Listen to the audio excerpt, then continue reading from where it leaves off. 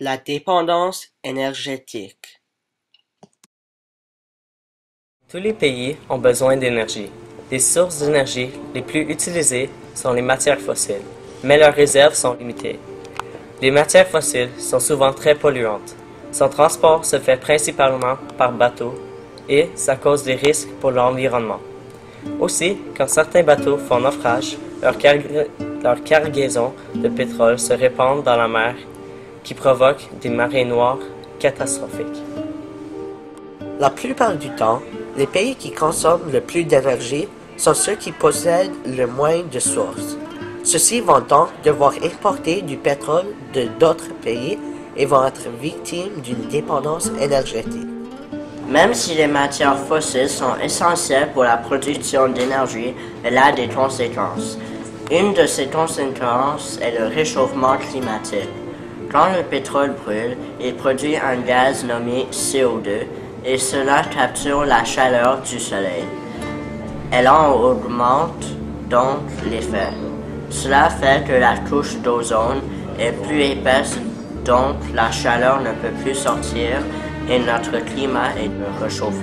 Le golfe Persique, celui-ci contient 57% de la production pétrolière du monde et 45% des gaz naturels dans le monde.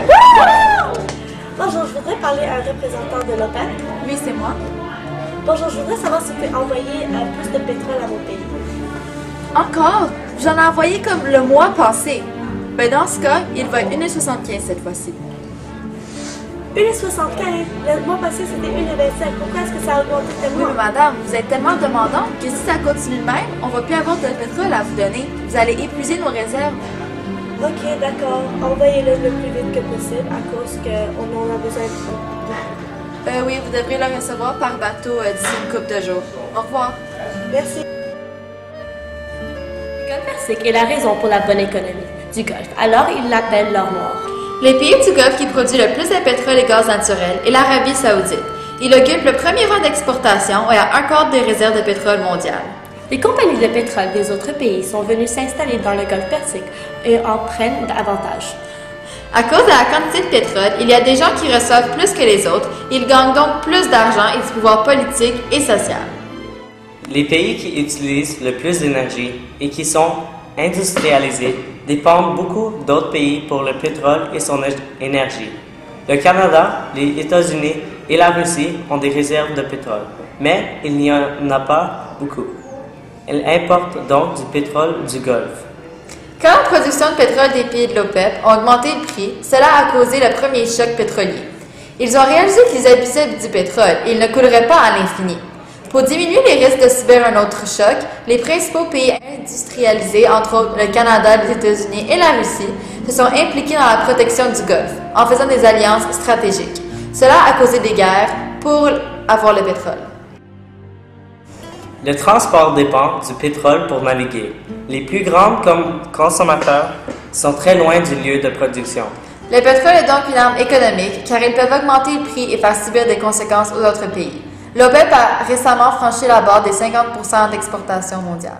Le pétrole est une réserve très importante pour les pays. Son prix augmente alors l'économie est stable. Par contre, cela va être un gros problème quand les réserves vont s'épuiser. Au Golfe Persique, il y a aussi du gaz naturel, car tout le monde se concentre sur la production du pétrole. Il reste beaucoup du gaz. Le gaz va pouvoir compenser pour le pétrole va s'épuiser. Ils ne savent pas quand le pétrole va s'épuiser, combien d'années.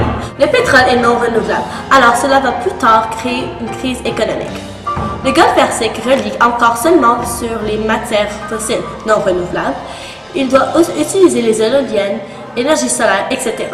Mais ils utilisent seulement le pétrole. L'eau est aussi importante que le pétrole, et quand les pays vont être capables d'utiliser l'eau sans le sel, cela va coûter très cher. Malheureusement, nous ne savons pas la quantité exacte des ressources de notre planète. Par contre, avec le développement rapide de la technologie, cela devient plus facile de l'estimer. Ils se sont rendus compte que le pétrole n'est pas éternel et non renouvelable, alors ils commencent tranquillement à augmenter le prix. Au Canada, dû au fait qu'il est de plus en plus cher, nous empruntons parfois des ressources de l'Alberta, au lieu d'exporter du pétrole d'autres pays et de se ruiner. Nous estimons qu'entre l'or noir, le gaz naturel et le charbon, le pétrole va être la première ressource à s'éteindre. Si bien prédit, les sources s'épuiseraient d'ici une quarantaine d'années. Ceci n'est pas dans beaucoup de temps.